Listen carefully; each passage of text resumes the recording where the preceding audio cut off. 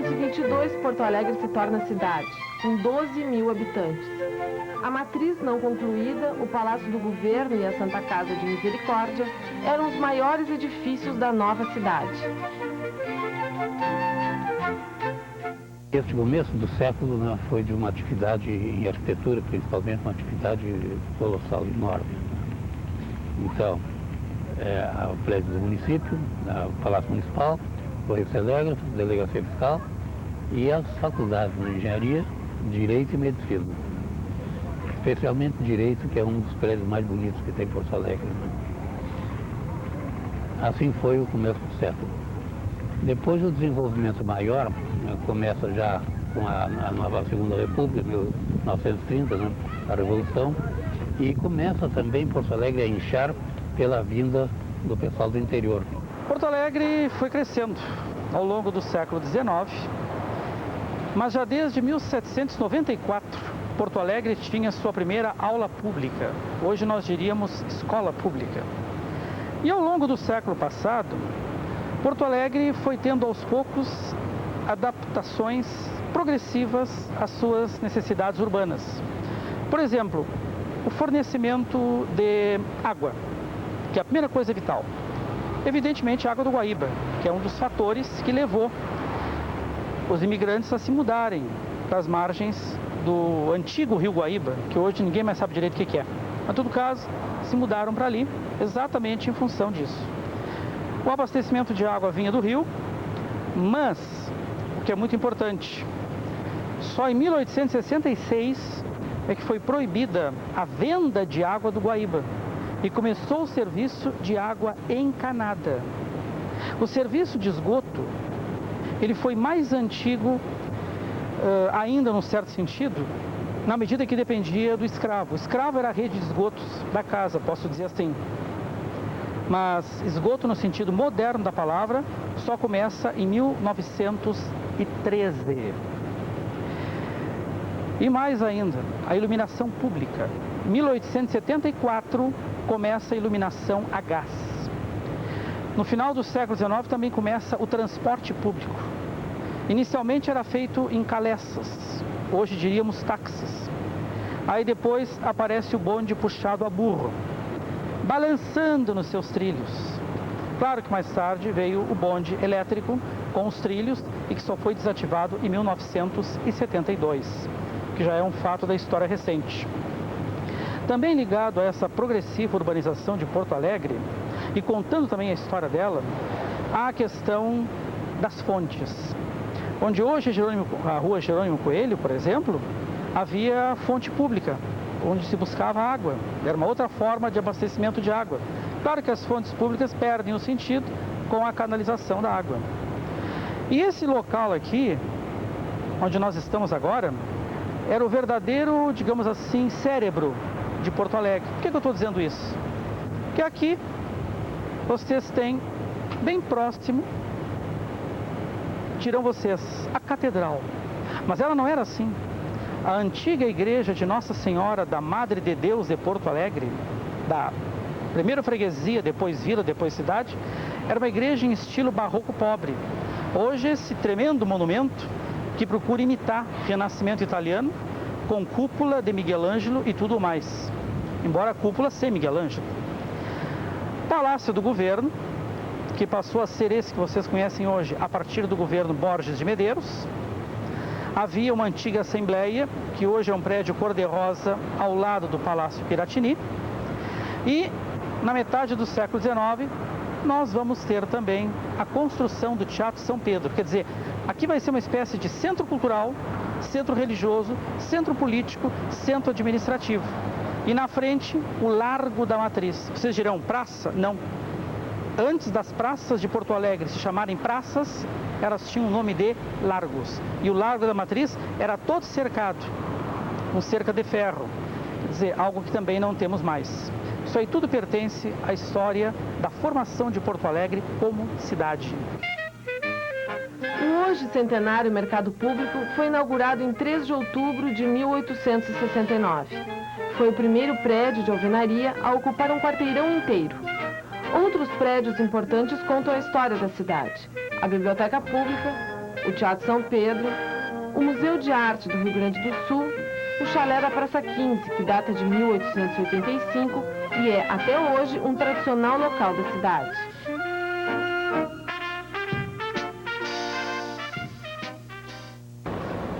A Praça da Matriz é um antigo centro cívico e social de Porto Alegre.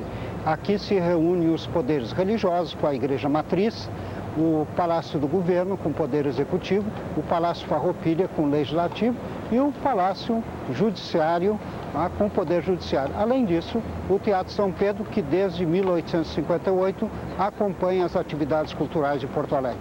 Nós tivemos ainda nesse local a Bailante, que foi demolida. Tivemos também aqui a Auditório Araújo Viana, que hoje está no Parque Farroupilha. Então, o grande centro de Porto Alegre foi sempre a Praça da Matriz, que se chamou Dom Pedro II e que em 15 de novembro de 1889 passou a se chamar Praça Marechal Deodoro. Mas o povo continua dando o nome antigo, Praça da Matriz. O positivismo deixou fortes marcas em Porto Alegre.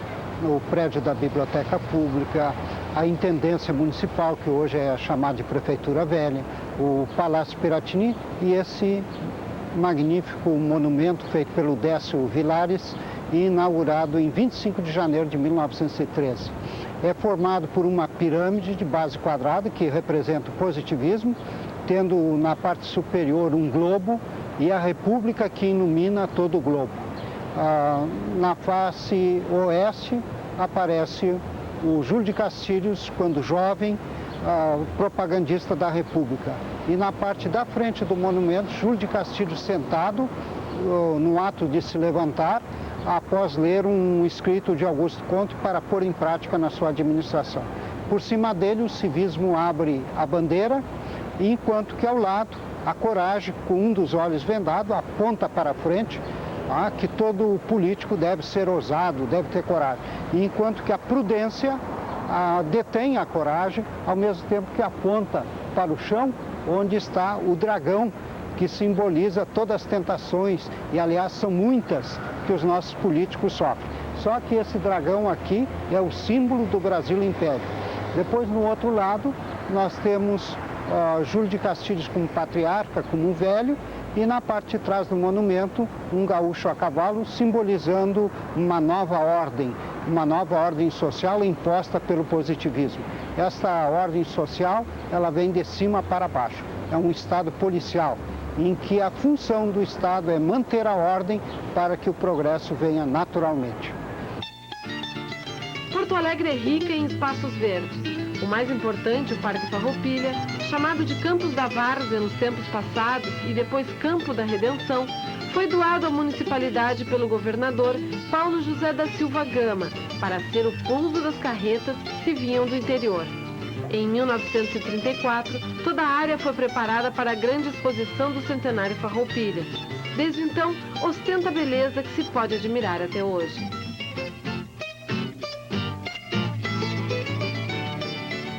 Com a neblina nem dá para ver direito, mas lá vocês divisam mal e mal.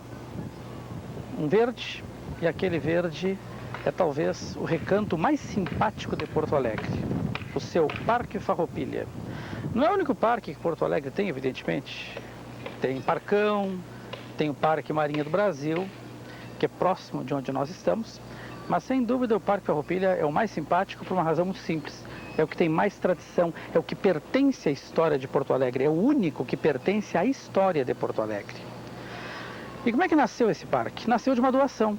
Em 1808, o então governador da capitania de Rio Grande de São Pedro, chamado Paulo Gama, doou aquilo que era então um terreno alagadiço para a Câmara, e assim Porto Alegre passou a incorporar também uma área que era chamada de Várzea do Portão, e depois passou a ser conhecida como Potreiro da Várzea.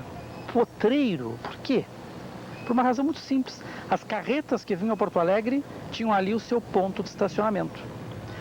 Em 1826, Sua Majestade Dom Pedro I proibiu que aquela região que hoje vocês conhecem como Parque Farroupilha, que era Potreiro da Várzea, Dom Pedro I, repito, proibiu que aquela área fosse loteada e casas fossem construídas e ruas fossem feitas ali. Dom Pedro I, a ele devemos, portanto, a primeira defesa daquela região como um parque para a cidade que nascia. Ao longo do século XIX, houve muitas discussões na Câmara de Vereadores sobre o que fazer, como agir, o que fazer naquela área alagadiça. Discutiu-se muito isso aí. E uma das primeiras coisas que se decidiu era acabar com o alagado, era fazer um serviço de drenagem, foi a primeira coisa que se resolveu. E cerca de 1870, na parte, digamos assim, limite desse parque, vão surgir casas. E cerca de 1870, adivinha que nome passa a ter? O Potreiro da Várzea, Campo do Bonfim. Vai ter esse nome até 1884, quando passou a chamar-se Campo da Redenção. Depois, minha gente, em 1897, o intendente, naquele tempo não tinha prefeito, era intendente. O intendente José Montauri teve a ideia muito pouco brilhante, diga-se de passagem, de, olhem só vocês, transformar aquela região do Parque Farroupilha em ruas perfeitamente quadriculadas, pracinhas entre as ruas e casas no meio. Quer dizer, o nosso Parque Farroupilha ia, portanto, ser loteado. Mas a ideia não foi em frente. E aí o que aconteceu? No governo Otávio Rocha, se começa lentamente o ajardinamento daquele lugar. Mas só na década de 30 é que esse serviço de ajardinamento, assim se diz, pois só na década de 30 que esse serviço vai ser realmente posto em prática. Aí sim, vamos ter o quê? Toda a secagem do lugar, o nivelamento do terreno, aí bota o terreno em condições. O ano em que isso foi feito, 34. Quem era o prefeito de Porto Alegre? Alberto Bins. Quem era o governador do estado do Rio Grande do Sul? Flores da Cunha. E naquele momento, pessoal, eles tinham um objetivo em vista, prático e imediato. Qual? Depois de 1934, viria o ano do centenário da Revolução Farroupilha. E de 20 de abril de 35 até 20 de dezembro de 35, houve uma gigantesca exposição do centenário Farroupilha naquele local. Então, todo o local foi, digamos assim, preparado para ser um lugar de luxo para essa exposição, que incluía pavilhões para a mostra de indústria, produtos pecuários, produtos agrícolas e produtos culturais. Um país estrangeiro teve ali também o seu pavilhão próprio, o Uruguai. Foi um ano de muita agitação. Valorizar a exposição Farroupilha era valorizar o próprio Rio Grande do Sul, por isso que essa exposição teve tanto significado. E ela foi decisiva até para a criação do nome, Parque Farroupilha, porque em 19 de setembro de 35, finalmente, por um decreto, o Campo da Redenção toma o nome de Parque Farroupilha. E depois que terminou a exposição, em dezembro, começou um rápido processo de arborização do lugar. Ali começaram a fazer lagos e piscinas, inclusive. Mas vejam, é tudo de 35 para cá. Aquelas árvores que vocês enxergam ali, elas não faziam parte do panorama original, porque eu disse, era uma zona alagadiça. Elas só vão, na verdade, aparecer na história de Parque Farroupilha, portanto, só entre 35 e 40. Lá pela década de 40 se completa o processo de arborização e vocês passam a ter o Parque Farroupilha tal como vocês têm hoje.